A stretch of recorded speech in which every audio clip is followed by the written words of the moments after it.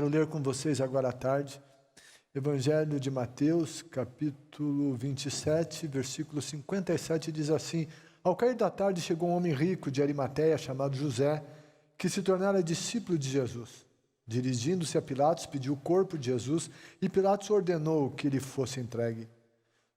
José tomou o corpo, envolveu-o num lençol limpo de linho, e o colocou num sepulcro novo, que ele havia mandado cavar na rocha, e fazendo rolar uma grande pedra sobre a entrada do sepulcro, retirou-se.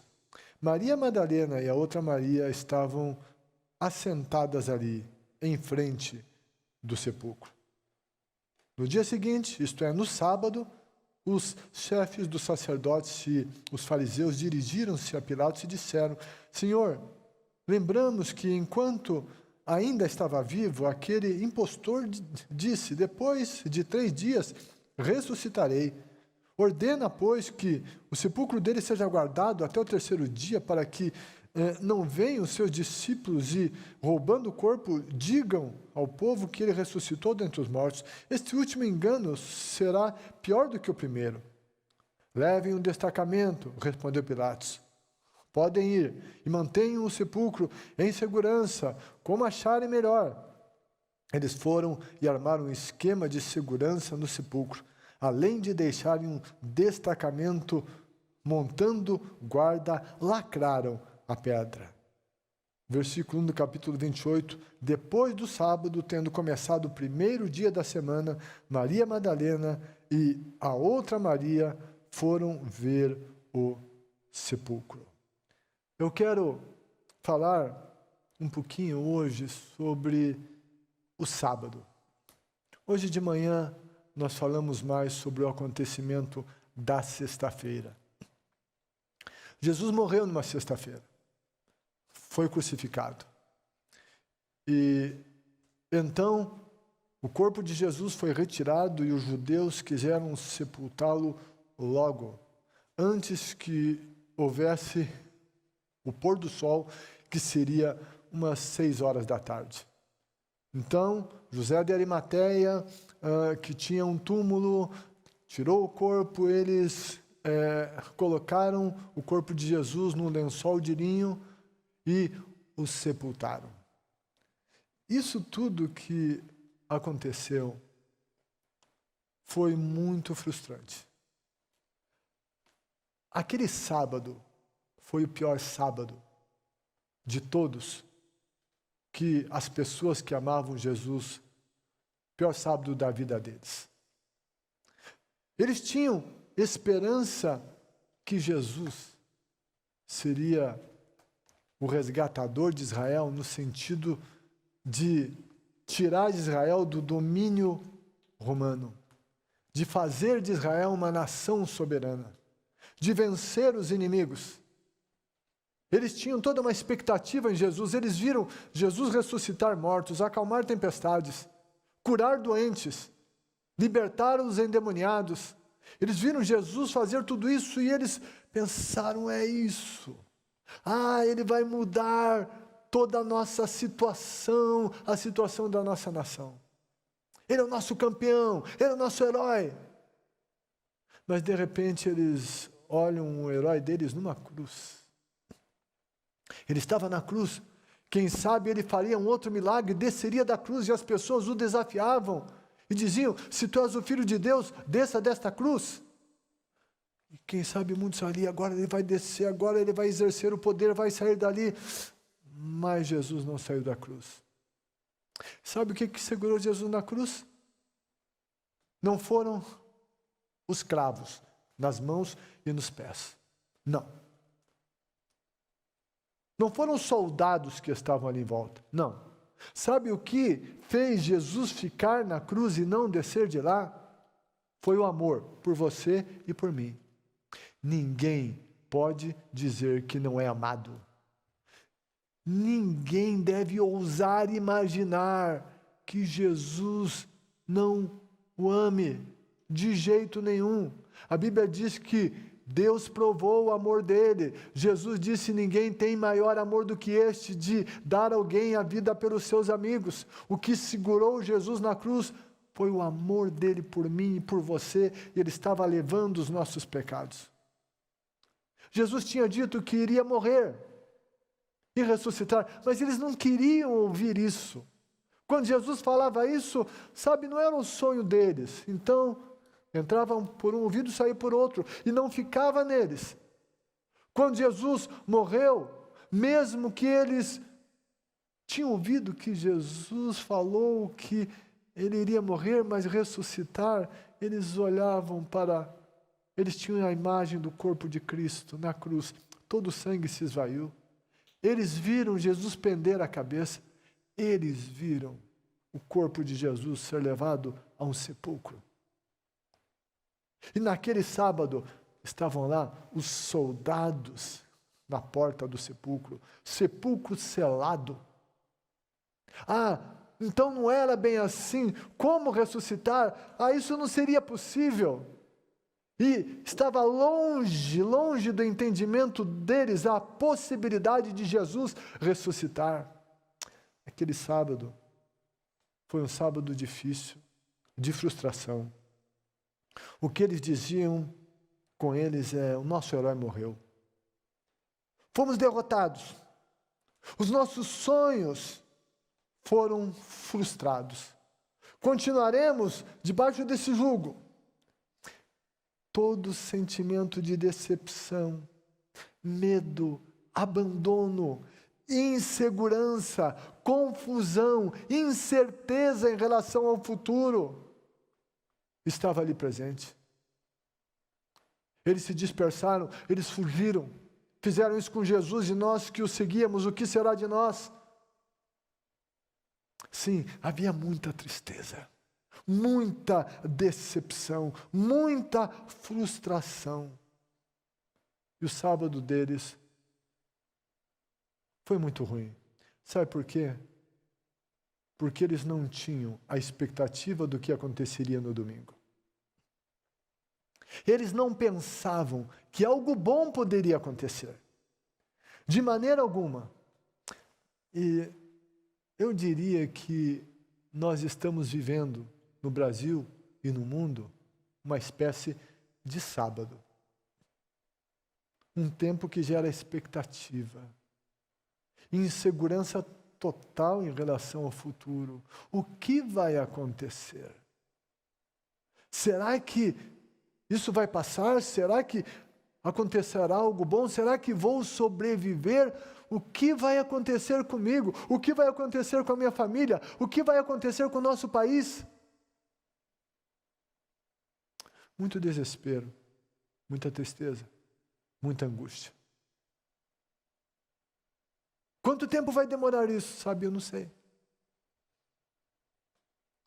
Estamos vivendo nesse sábado. Mas uma coisa eu sei, Deus está no controle. Ele ama você. Ele me ama. Mas assim era aquele sábado. Aos olhos humanos, não tinha nada de bom acontecendo naquele sábado. Naquele tempo, não havia vitória. Havia derrota na cabeça deles. Mas sabe de uma coisa? Jesus continuava agindo. Jesus se fez homem. Somos espírito, alma e corpo. O corpo de Jesus estava lá no sepulcro. Mas Jesus, em espírito, não estava morto. Ele estava vivo e ativo. Lá na cruz, ele disse: está consumado. O que eu tinha que fazer aqui na cruz está consumado. Ele disse: nas tuas mãos, meu Pai, eu estou entregando o meu espírito. E então, ele pendeu a cabeça e morreu. E o que aconteceu? A Bíblia deixa claro que somos espírito, alma e corpo, nosso corpo morre. Mas, espiritualmente, somos eternos, no sentido de futuro. Eu e você tivemos um início, quando fomos concebidos, mas o nosso espírito nunca irá morrer. nós nunca mais, eu e você, nunca mais deixaremos de existir. Haverá um novo corpo. O Espírito é eterno. A nossa mente, os nossos sentimentos, que são alma, existem. Nunca mais deixaremos de existir e Jesus não deixou de existir. E o que é que acontecia? A obra da redenção continuou no sábado. E o que é que a Bíblia diz que Jesus fez? O que mais Jesus fez? Jesus estava fazendo coisas significativas e poderosas no sábado, que queriam beneficiar todos aqueles que nele creem. E a Bíblia diz algumas coisas do que ele fez. Efésios, capítulo 4, versículo 8. A Bíblia fala que o Senhor Jesus, ele desceu às partes mais baixas. 4, 8 de Efésios. A Bíblia diz, por isso é que foi dito, quando ele subiu em triunfo às alturas, levou cativos muitos prisioneiros e deu dons aos homens. Que significa ele subiu, senão que também havia descido às profundezas da terra? Aquele que desceu é o mesmo que subiu acima de todos os céus, a fim de encher todas as coisas. Ei, a Bíblia está falando que Jesus desceu, que Jesus estava fazendo alguma coisa, que ele estava vivo e ativo.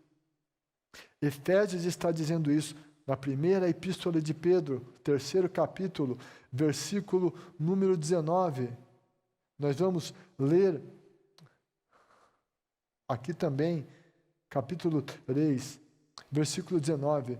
Veja bem o que nos diz a Bíblia, a partir do versículo número 18. Pois também Cristo sofreu pelos pecados, uma vez por todas, o justo pelos injustos, para conduzir-nos a Deus. Ele foi morto no corpo, mas vivificado pelo Espírito, no qual também foi e pregou aos espíritos em prisão, que há muito tempo desobedeceram quando Deus esperava pacientemente nos dias de Noé, enquanto a arca era construída. Nela apenas algumas pessoas, a saber 8, foram salvas por meio da água. O que a Bíblia está dizendo? Que Jesus morreu. Mas o que aconteceu no sábado? Sabe o que aconteceu no sábado? A Bíblia diz que ele desceu às partes mais baixas. Ele foi ao Hades. O que é que havia antes da morte e ressurreição de Jesus? O lugar aonde o espírito dos mortos ia, chamado Hades. E havia uma divisão. Jesus mostrou isso na história do rico e do Lázaro. Rico e Lázaro, embora tenha uma discussão em cima disso, alguns acham que é só uma história ilustrativa, mas Jesus disse havia, então é uma história que aconteceu, que Jesus estava contando, e Jesus fala desse lugar, aonde aqueles que tinham morrido vieram àquele lugar. E esse lugar era dividido em 2. O chamado seio de Abraão, o lugar de descanso onde Lázaro estava, e o lugar de tormento, onde aquele homem que confiou nas riquezas e não em Deus estava. Um era lugar de descanso, outro de tormento. A Bíblia diz que Jesus veio a esse lugar. O que separava? Quem estava em um lugar, quem estava no outro? Aqueles que esperavam que um Redentor viria. Aqueles que eram conscientes de que eram pecadores. Aqueles que sabiam que por si só não podiam ser salvos. Aqueles que andavam dentro das instruções das Escrituras e em todo aquele cerimonial, quando um inocente, um cordeiro inocente era sacrificado pelos pecados deles, e aquele cordeiro era uma figura de Jesus que viria. Aqueles que dessa maneira criam, estavam no lugar de descanso chamado seio de Abraão.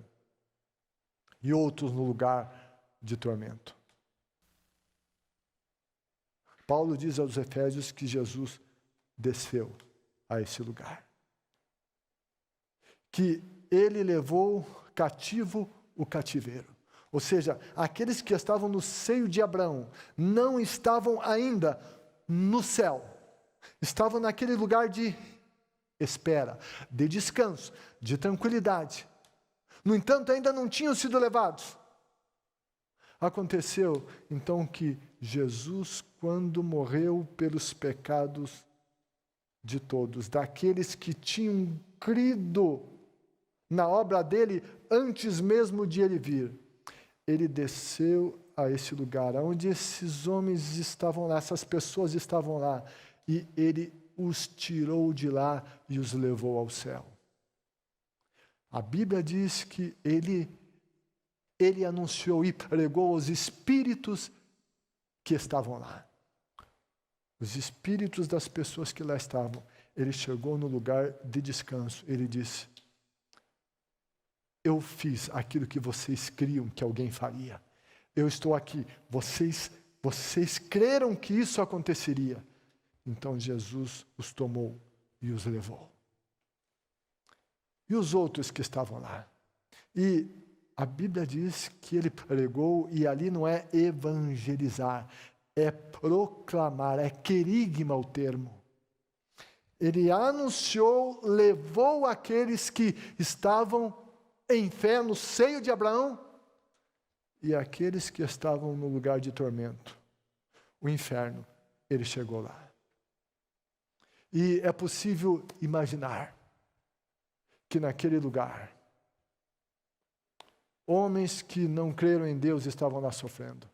Pessoas que não creram em Deus lá sofriam. E o inferno estava em festa porque eles diziam: matamos o Filho de Deus, nós o destruímos, nós o derrotamos.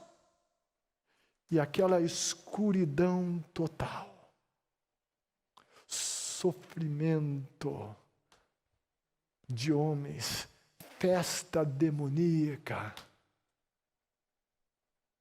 rolando tudo o que é apropriado do inferno. As palavras mais baixas, as blasfêmias, tudo que havia de mal, de ruim, festa no inferno. Mas de repente, alguma coisa começa a mudar. Eles começam a ouvir alguns passos. E de repente, onde há escuridão, uma luz começa a brilhar. E de repente, o inferno começa a estremecer. E os demônios começam a urrar. E lá no inferno, no trono do inferno, está Satanás. Jesus vai entrando. Ninguém consegue detê-lo. E a Bíblia diz, no livro do Apocalipse, capítulo 1, versículo 18, Jesus disse: eu tenho as chaves da morte e do inferno. Satanás detinha essas chaves. Chave fala de autoridade, de domínio, de poder. E ele chega lá no inferno. Chaves de domínio que Adão, por meio do pecado, tinha entregado a Satanás. Mas Jesus é chamado de o segundo Adão, aquele que não falha. Ele entra, poderoso, vencedor, aquele que nunca pecou, imaculado, E o inferno não podia então tocá-lo porque não tinha legalidade sobre ele, porque ele era absolutamente santo. Nenhum demônio conseguiu detê-lo, como ainda hoje nenhum demônio o detém. E o Senhor Jesus entra, e é só demônio caindo para tudo que lado. Ele chega diante de Satanás. Satanás começa a estremecer, tentando segurar a chave. Ele sabe que Jesus veio buscar a chave, a autoridade dele. Sabe, isso não está explícito na Bíblia com todos os detalhes, sabe? Mas sim, foi mais ou menos isso que aconteceu, porque Jesus disse, eu tenho as chaves. Ele desceu lá, a Bíblia diz que ele desceu às partes mais baixas. Então, ele vai, ele chega, ele toma as chaves da morte e do inferno, e ele sai de lá, vitorioso. A obra da redenção está se concluindo. Começou na cruz, vem com essa vitória sobre o inferno. Ele venceu o pecado na cruz, ele venceu a carne, ele venceu a fraqueza humana e as limitações humanas. Agora, ele desce, ele vence o inferno. Ele toma as chaves do domínio. E no domingo de manhã, ele iria ressuscitar. Enquanto isso, lá na terra, lá na superfície, um monte de gente chorando e frustrada, porque eles não conseguiam imaginar a glória que iria ocorrer no futuro. Eles só viam o seu momento. O apóstolo Paulo falou que os sofrimentos do tempo presente não são para comparar com a glória que em nós há de ser revelada.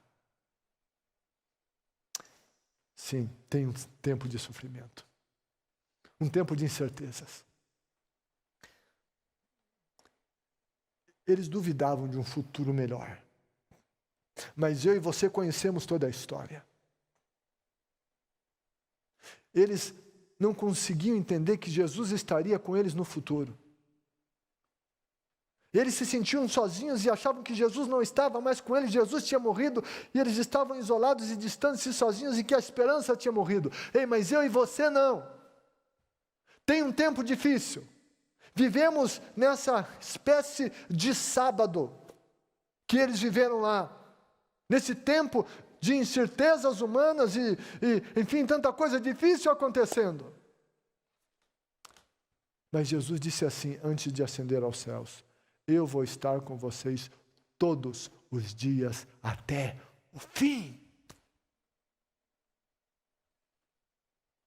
Eu não sei o que vai acontecer, mas eu sei de uma coisa, Jesus vai estar com a gente. Está sendo difícil este sábado. Ei, mas haverá um domingo. Nós veremos a glória de Deus se manifestar em Jesus, já ressuscitou, e por isso nós podemos crer no amanhã, porque Ele vive. Então, nós temos a certeza de que Ele está conosco e estará conosco. Aqui na terra, mas sobretudo na glória. O Senhor Jesus, mesmo que os nossos sentimentos às vezes queiram dizer ao contrário, Ele está trabalhando.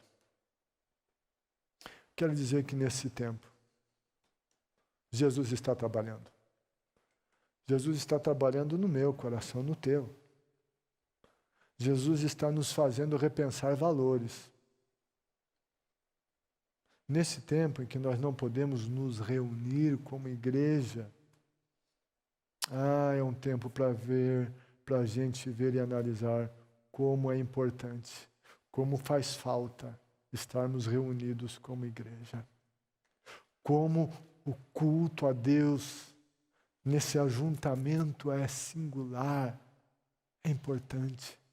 Esse é um tempo para refletir do porquê que se deixou a casa de Deus e o culto a Deus em segundo, terceiro, em quarto plano. Como isso é importante. É tempo para refletir em muitas coisas. É sábado, é um tempo de reflexão, é um tempo de sofrimento. Mas que aprendamos com isso. Mas nesse tempo de dificuldades, saibamos, Ele vive. Ele está conosco e Ele estará conosco.